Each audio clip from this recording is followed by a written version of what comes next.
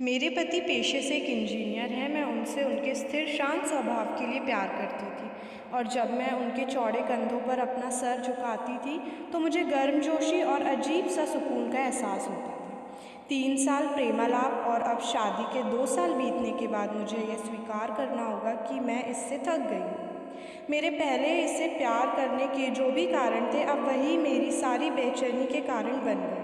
मैं एक भावुक महिला हूँ और जब रिश्ते और मेरी भावनाओं की बात आती है तो मैं बेहद संवेदनशील हूँ। मैं रोमांटिक पलों के लिए उसी तरह तरसती हूँ जैसे कैंडी के लिए तरस रही एक छोटी लड़की। मेरे पति मेरे बिल्कुल विपरीत हैं। उनकी संवेदनशीलता की कमी और हमारी शादी के रोमांटिक पलों को लाने में उसकी असमर्थता ने मुझे प्यार के विषय में निराश कर दिया। एक दिन मैंने आखिरकार उसे अपने मन की बात बताने का फैसला किया कि मुझे तलाक चाहिए और मैंने हिम्मत करके उसे बताया। आखिर क्यों? चौंकते हुए उसने पूछा। मैं थक गई हूँ, दुनिया की हर चीज़ का कोई कारण नहीं होता है, मैंने कहा। वह पूरी रात चुप रहा, हर समय हाथ में एक जलती हुई सिगरेट लिए गहरे विचारों में डूबा रहा। इससे मेरी निराशा की भावना और बढ़ती गई क्योंकि मैं ऐसे आदमी को देख रही थी जो अपनी दुर्दशा को व्यक्त भी नहीं कर पा रहा था।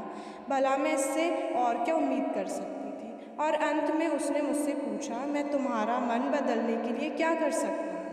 किसी ने सच ही कहा है कि किसी को व्यक्तित्व को बदलना मुश्किल है। मुझे लगता है मेरा उस पर से विश्वास उठना शुरू हो गया है। उसकी आंखों में गहराई से देखते हुए मैंने धीरे से उत्तर दिया, मैं तुम्हें एक सवाल पूछती हूँ, अगर तुम्हारा जवाब मेरे दिल को मना सके तो मैं अपना विचार बदल दूँ।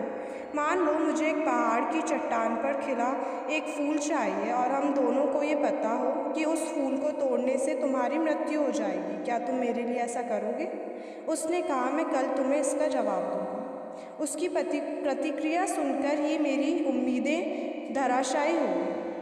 मैं अगली सुबह उठी तो पाया वह चला गया था और सामने के दरवाजे के पास खाने की मेज़ पर दूध के गिलास के नीचे उसकी खुरदरी लिखावट के साथ कागज़ का एक टुकड़ा पड़ा था जो पढ़े जाने पर यह बात बयां करता था, प्रिय, मैं तुम्हारे लिए वह फूल नहीं तोड़ूंगा, लेकिन अगर तुम चाहो तो तुम्हें इसके पीछे का कारण ज़रूर बताना चाहूँगा। ये पहली पंक्ति पढ़ते हैं मेरे दिल के 1000 टुकड़े हो गए, फिर भी मैंने पढ़ना जारी रखा।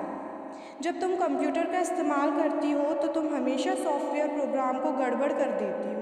अंत में तुम स्क्रीन के सामने बैठकर रोती हो। मुझे अपनी उंगलियों को ज़िंदा रखना पड़ेगा ताकि मैं प्रोग्राम को पुनर्स्थापित करके तुम्हारे कीमती आंसू बहने से रोक सकूं। तुम हमेशा घर की चाबियां गुमा देती हो, इसलिए मुझे दरवाज़ा खोलने के लिए अपने पैरों को ज़िंदा रखना पड़ेगा ताकि दरवाज़ा तोड़कर तुम्हें घर के अंदर ले जा सकूं। तुम यात्रा करना पसंद करती हो लेकिन हमेशा एक नई जगह में अपना रास्ता भूल जाती हो। मुझे तुम्हें रास्ता दिखाने के लिए अपनी आंखें ज़िंदा रखनी पड़ेगी। तुम हमेशा ऐंठन होती है जब भी तुम्हारा पीरियड हर महीने आता है। मुझे अपनी हथेलियों को ज़िंदा रखना है ताकि मैं तुम्हारी पेट की ऐंठन को शांत कर सकूं। तुम्हें घर के अंदर रहना पसंद है और मुझे पता है कि तुम अंतर्मुखी व्यक्ति हो। तुम्हारी बोरियत को दूर करने के लिए मुझे तुम्हें चुटकुले और कहानियाँ सुनाने के लिए अपने मुंह को ज़िंदा रखना है। तुम हमेशा कंप्यूटर और टीवी देखती हो और इससे तुम्हारी आंखों का भविष्य अच्छा नहीं होगा।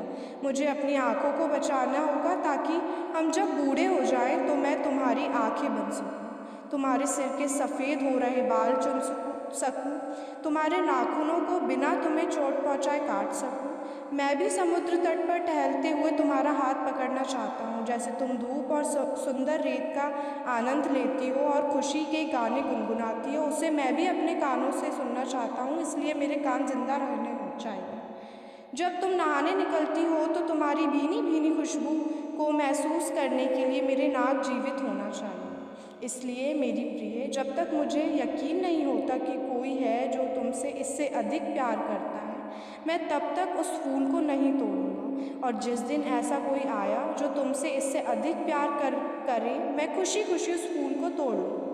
ये पढ़ते ही मेरे आंसू पत्र पर गिरे और उसकी लिखावट की स्याही धुंधली हो गई। मैंने उसे पढ़ना जारी रखा। अब जब तुमने मेरा उत्तर पूरा पढ़ लिया है, अगर तुम संतुष्ट हो, अगर मेरे तुम्हारे दिल को मना लिया तो कृपया सामने का दरवाज़ा खोलो क्योंकि मैं बाहर खड़ा हूँ, तुम्हारी पसंदीदा ब्रेड और ताज़ा दूध के साथ। मैं जल्दी से दरवाज़ा खोलने के लिए दौड़ी और उसके चिंतित चेहरे को अपने हाथों से कसकर पकड़ा और चूम लिया और उसकी बाहों में समा गई।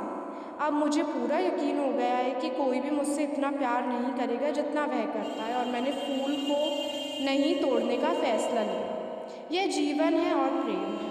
जब कोई प्यार से घिरा होता है तो उत्तेजना की भावना दूर हो जाती है और वह उस सच्चे प्यार को नज़रअंदाज कर देता है जो शांति और नीरसता के बीच होता है।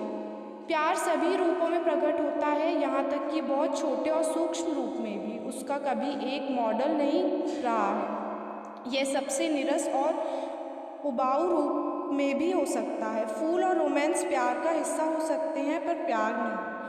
तो दोस्तों, अगर ये प्यार भरी पति पत्नी की कहानी कैसी लगी, इस छोटी सी कहानी ने आपके भी दिल को छुआ या नहीं, please subscribe the channel and like, don't forget to press on the bell icon. Thank you.